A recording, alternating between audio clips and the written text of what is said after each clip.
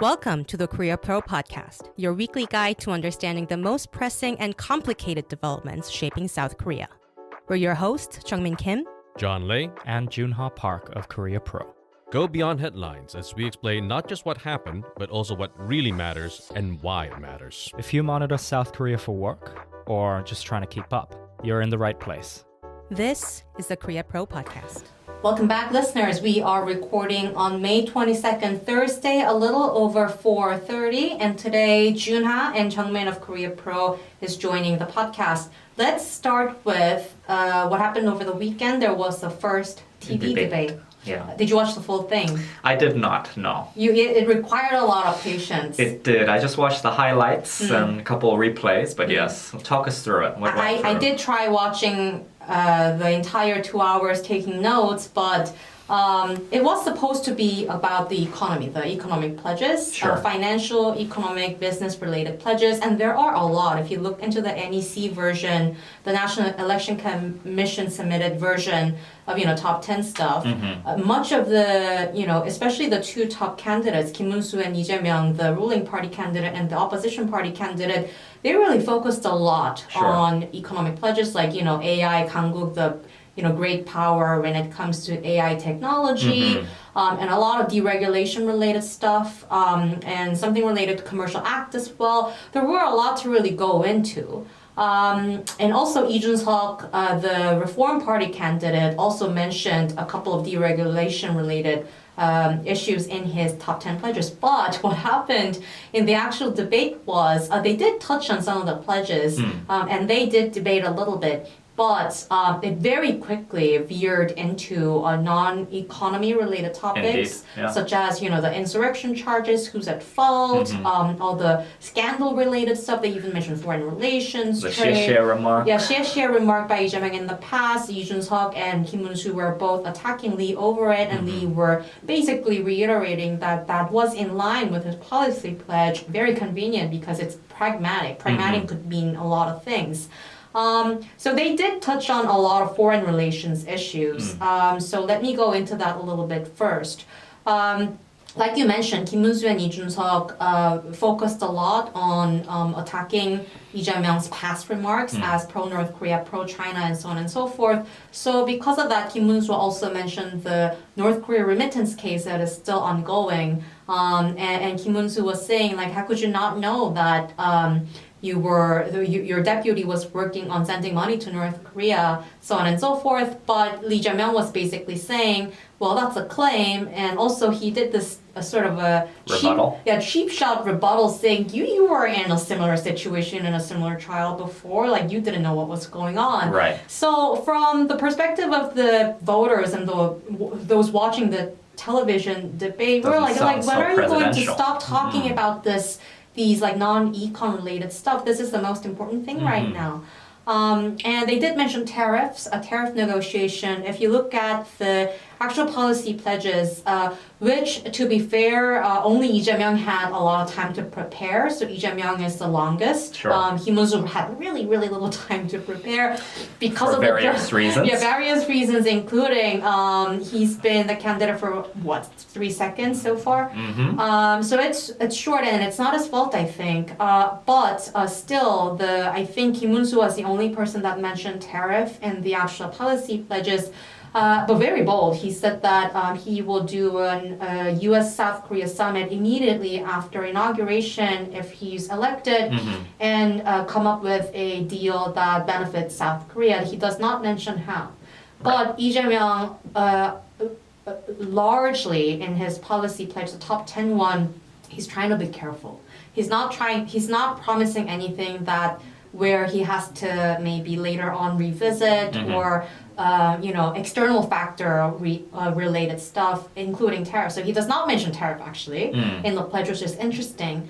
And in the debate, Kim Moon-soo was saying that he wants to aim at July 6th, very, very specific, before the July package. And then Lee Jun-suk and Lee Jae-myung, Kwon everybody. Kwon is the former Justice Party, now renamed to Democratic Labor Party. They were all attacking Kim now for trying to rush it too much when other countries in the region and outside the region are actually using the delaying strategy. Steady strategy, yeah. Right, and so sort of being outside Trump's radar until he notices. And so Lee Jae-myung in the debate as well, he did not really come up with any specific dates or anything when it comes to tariff negotiations. And just moving on, so just on Sunday, actually, on May 18th, the anniversary of the democratic movement, Lee Jae-myung released a statement. He's been delaying that statement for quite some time on constitutional reform. Which raised eyebrows. Which raised quite a lot of eyebrows, especially considering, as I've just mentioned, when Woo Won-sik, the National Assembly Speaker, was raising the idea of constitutional reform to be included in a sort of referendum vote during the June 3rd presidential election. Yeah, and he has been talking about that with both the Democratic Party and the ruling party. So the ruling People Power Party, they have been quite vocal in the idea for constitutional reform, while the Democratic Party has focused mainly on the idea of making sure that the current deran, or insurrection, is complete and over with. Looking into the accountability and punishment is complete, is what they mean, right? And what that grammatically does not make sense, their pledge, right? And what Lee Jae-myung was proposing, compared to Kim Moon-soo, who released another statement that actually agreed with Lee Jae-myung's policies, but offered sort of starkly different sort of power balance displays. And the goal and the motivations also different. Exactly, yeah. And both advocate for ending the current single 5-year presidency, as outlined in Article 70 of South Korea's constitution. Which is what South Koreans call 제6공화국, the Sixth Republic after the democratic movement. Yeah, in 1987. So South Korea currently holds the 1987 constitution within its own democratic order. But of course, Lee Jae-myung and other politicians have sort of sought issue with the 1987 era constitution. And are looking to update the constitution to fit the current mode of democratization that South Korea is currently experiencing. And so what Lee Jae-myung was proposing was a 4-year consecutive term, a yeonimje, with guardrails. So these guardrails would be including a prime minister to be nominated by parliament, with confirmation powers extended to major appointments, including the prosecutor general, the communications regulator. It also looked to strengthen the Board of Audit and Inspection, the BAI, making it accountable and under the jurisdiction of the National Assembly instead of the presidential office, and ending the prosecution's exclusive warrant authority, among others. Kim Moon-soo, that's quite broad, right? And actually, before Kim Moon-soo, Lee Jae-myung was suggesting a national referendum for this during the 2026 local elections or the 2028 general elections, aligning with reforms to the 2030 presidential election when Lee Jae-myung, if elected, ends his term.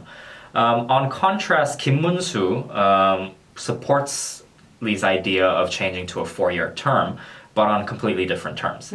So Kim Moon-soo, he supports it, but takes slightly more cautious stance on term limits, warning against, and I quote, potential Putin-style power entrenchment under Lee Jae-myung-style consecutive re-election model, the yeonimje. So its alternative was shifting to a 4-year non-consecutive term, a 중임제, which a president can serve 2 terms if re-elected, and if not re-elected, he can run again, just as Trump did with the US election. And he was suggesting shortening the next presidential term, so his own presidential term, if elected, to 3 years, aiming for a joint presidential and legislative elections in 2028. So to match the term cycle of the public officials, right? So I think that makes a lot of sense, but it's interesting because he's saying, I will sacrifice my own term if I get elected. Sure. And that's a big if you look at the polls.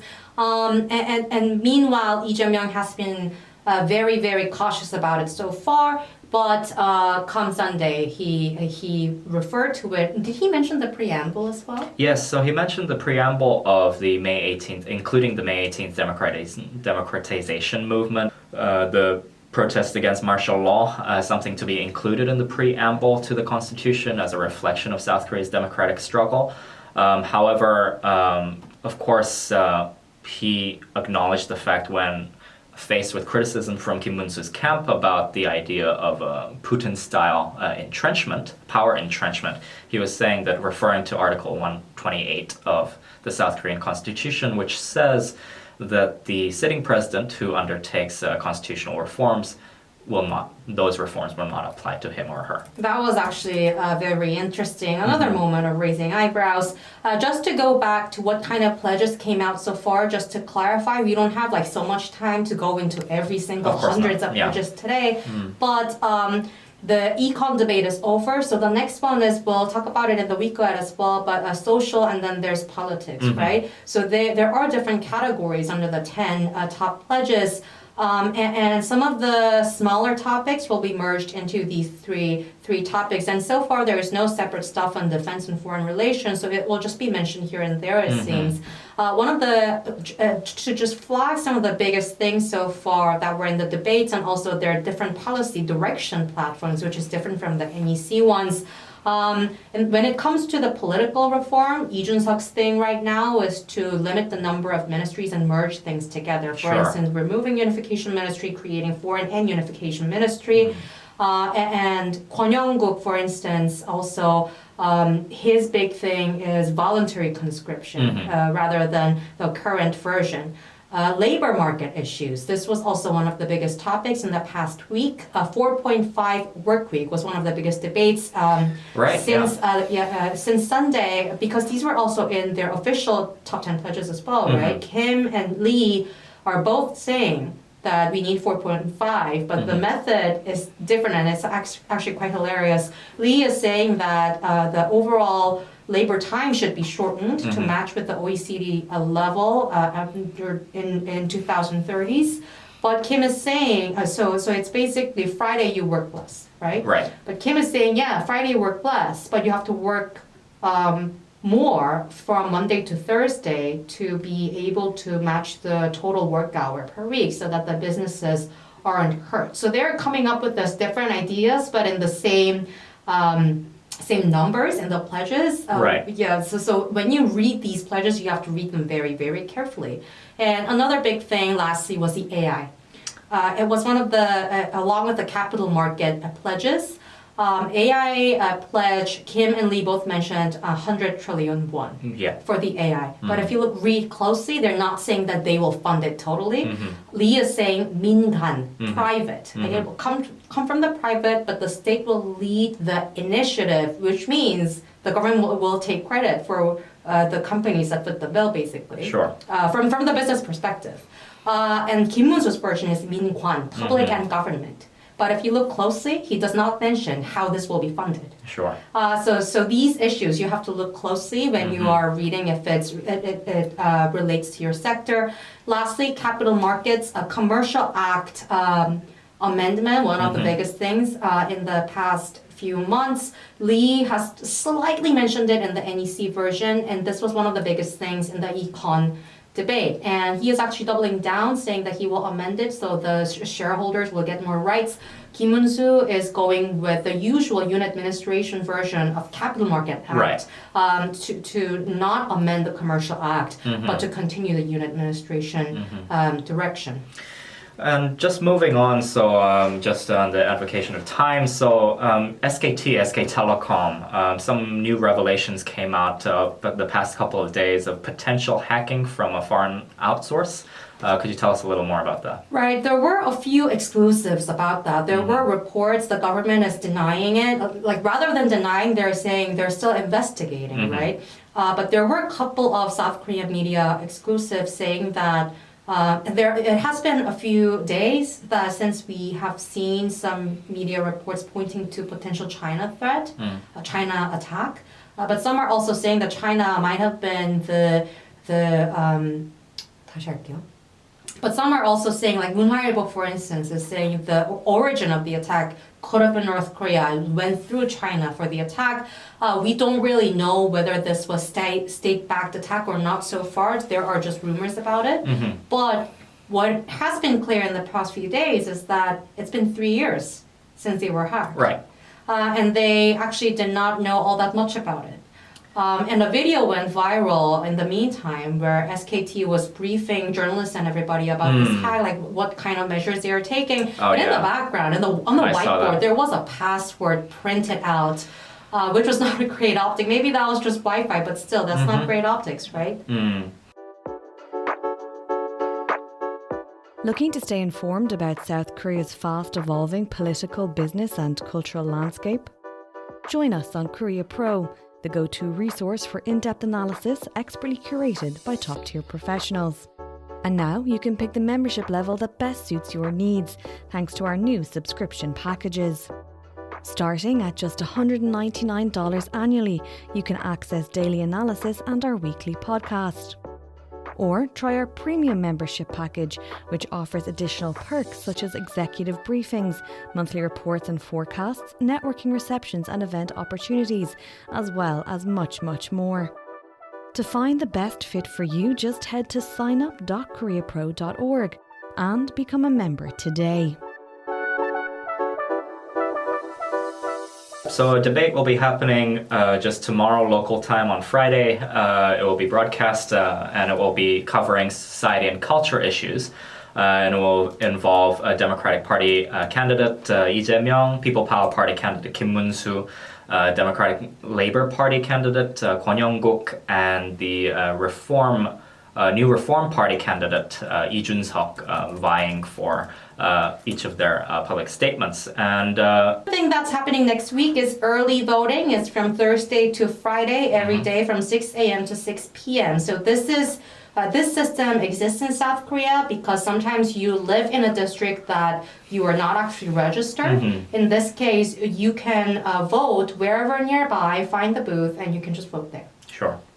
And additionally, the final debate on politics will be happening on the 27th. That's next Tuesday, so stay tuned for that as well. And right now, Korea Pro team is working very, very hard to read all the policies and the Facebook posts and the policy direction notes and the policy pledges and Twitter remarks and everything so that you don't really have to go into that. And we are writing a series on all the pledges, the NEC versions and the debate versions will come up soon, along with the policy direction notes that the candidates are announcing separately.